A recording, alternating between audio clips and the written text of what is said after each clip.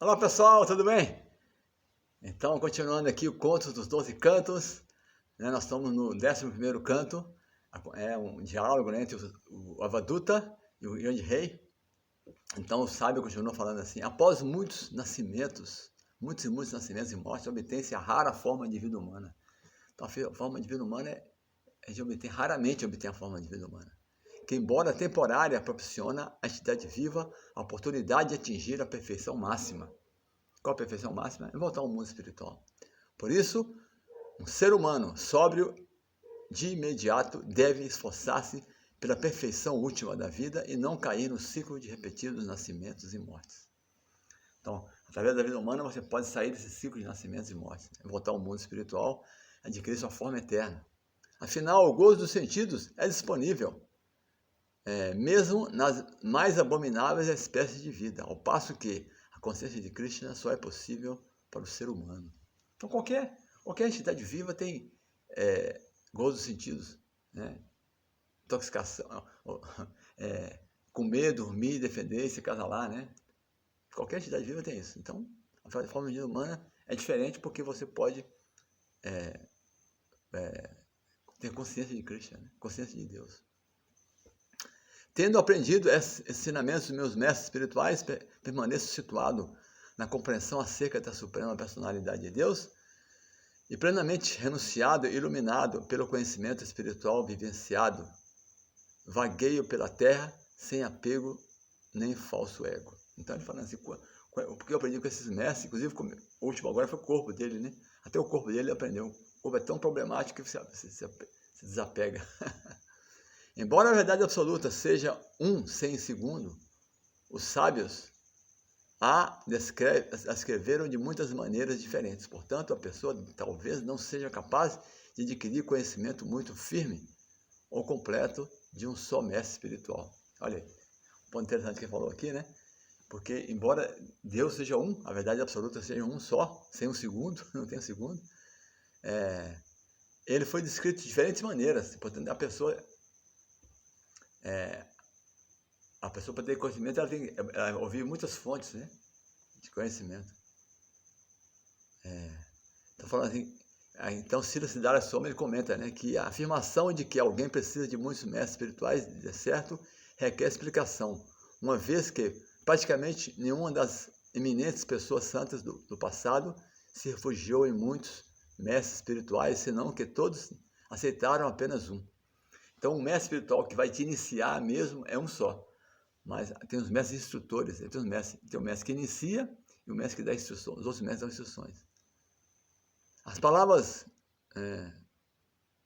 a verdade absoluta é glorificada de muitas maneiras pelos sábios, indicam as compreensões pessoal e impessoal acerca da verdade absoluta. Em outras palavras, alguns sábios descrevem apenas a refulgência impessoal do Senhor, que é destituída de variedade espiritual, ao passo que outros descrevem a forma manifesta do Senhor como a suprema personalidade de Deus. Então, Siddhartha Swami ele fala que muitos sábios significa os impersonalistas e os personalistas. Mas Jiva Goswami faz o seguinte comentário: já que é de conhecimento comum que devemos aceitar um único mestre espiritual, por que é que se recomenda aprendermos de muitos supostos mestres espirituais que aparecem na forma de objetos materiais ordinários? A explicação é que o mestre espiritual adorável instruirá o discípulo sobre muitos departamentos do conhecimento, dando lições recolhidas dos objetos comuns. Porque aqui, os mestres dele aqui, às vezes nem são pessoas, objetos, o rio, o oceano, né? Ele aprendeu com vento, com ar. Então, é assim. Então, falando assim que o mestre ensina através de muitos objetos, né, materiais. Como recomendou o Brahma Navaduta, pode-se reforçar os ensinamentos recebidos do Acharya, evitar transgredir suas ordens através de observações das coisas comuns da natureza. Não se deve receber mecanicamente o ensinamento do próprio Guru. Então, você recebe o ensinamento do Guru e você confirma através da própria natureza, das pessoas, de atividades, de pessoas, de animais, mas o conhecimento é um só, né? O discípulo deve ser ponderado e com própria inteligência compreender na prática o que ouviu de seu mestre espiritual através de observação do mundo ao seu redor. Nesse sentido, pode-se aceitar muitos gurus, embora não os que pregam contra o conhecimento recebido do mestre espiritual autêntico. Em outras palavras, não se deve dar ouvido às pessoas como ateístas, como ateísta Kapila. Tem uma ateísta Kapila, não é Kapila Deva, outro Kapila. Né? Então é muito interessante isso aí. Bem observado, né? Tem vários comentários, né? Aí o sábio continua falando, né? A suprema personalidade de Deus, tendo assim falado ao rei Yadu, não, a suprema personalidade de Deus, né? Krishna está falando aí, Krishna está instruindo o Dava, né? Tendo assim falado para Yadu, o sábio Brahmana aceitou reverências e adoração do rei e sentiu-se interiormente satisfeito. Então, dizendo a Deus, partiu tal qual tinha vindo. Então, o sábio veio e voltou embora, né? E segundo Siddhara Swami, dá evidência do Srimad Bhagavatam de que o Brahmana Avaduta, esse Brahmana que está falando aí, de fato, era de fato a encarnação de Deus, a encarnação de Krishna, esse Brahmana, chamado Dattatreya, a encarnação de Krishna. Né? No Bhagavatam confirma isso. Né? Fala assim, no Bhagavatam, fala assim, muitos yados, rayayas e outros purificaram-se mediante a graça dos pés de lótus de Dattatreya. O Senhor que obtiveram bênçãos tanto materiais quanto espirituais. Esse verso menciona que Yadu se purificou através do contato com os pés de lótus de Dattatreya. E de forma semelhante, o presente verso afirma que o rei Yadu adorou os pés de lótus do Brahmana.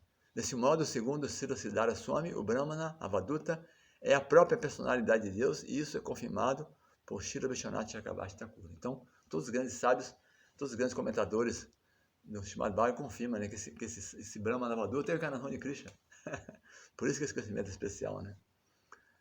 Ou Dava, ouvindo as palavras do Avaduta, o santo rei Yadu, que é o antepassado de nossos próprios ancestrais, Krishna falando, né?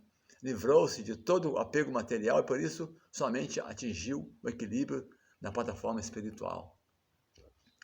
Aqui, no significado, a Tiradeva comenta, né, que aqui o Senhor louvou sua própria dinastia, chamada Yaduvamsa, porque nela apareceram muitos grandiosos reis autorrealizados. O rei Yadu foi iluminado por Dattatreya sob a forma de um Brahmana Avaduta, que ensinou o rei a fixar sua consciência na plataforma espiritual de desapego mediante a mera observação da criação de Deus. Então, Dattatreya ensinou, imagina, interessante, né? Ensinou o rei Yadu a fixar na consciência de Krishna através da observação da própria natureza de Krishna mesmo. Aí Krishna continuou falando, né? A suprema personalidade de Deus disse, aceitando pleno refúgio em mim, fixando a mente com atenção no serviço devocional ao Senhor, conforme explicado por mim, deve-se viver sem desejo pessoal de praticar o sistema social ocupacional chamado Varnashrama. Pessoal, então, a pessoa tem que estar pegada até do Varnashrama. A alma purificada deve ver que, como as almas condicionadas que se dedicam ao gozo dos sentidos aceitaram erroneamente os objetos de prazer sensual como verdade, todos os seus esforços estão fadados ao fracasso. Então, a alma que tem conhecimento purificado tem que entender isso. As pessoas que estão apegadas, né, dedicam ao gozo dos sentidos, aceitaram tudo que elas fazem. As pessoas que estão apegadas ao gozo dos sentidos, todos os seus planos vão fracassar. Toda a civilização materialista, infelizmente, né, hoje em dia, toda a civilização materialista que nós vivemos, ela está fadada ao fracasso, porque se baseia em gozo dos sentidos. E gozo dos sentidos para satisfazer o corpo material, que é temporário. Então, qualquer arranjo para satisfazer o corpo material, em última análise, vai dar em nada. Essa é a lição. Vamos continuar esses ensinamentos no próximo vídeo.